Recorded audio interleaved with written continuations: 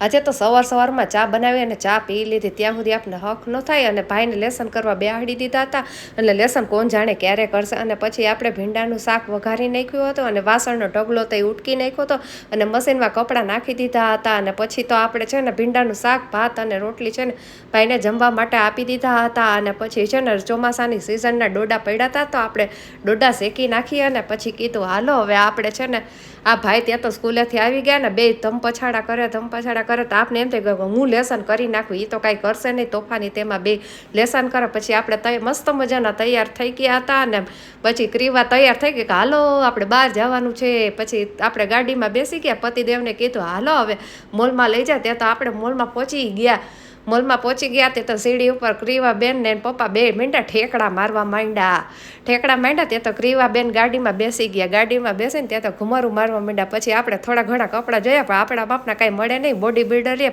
ઘરે આવીને આટલું સામાન લઈને આવતા રહીએ. ત્યાં તો મમ્મી ભજીયાની તૈયારી કરતા હતા ને, ફૂલ ભજીયાની તૈયારી હતી હો. અને ત્યાં તો પછી આપણે કીધું હાલો જમી કરીને હવે તો હુઈ જાય, થાકી ગયા, બાય.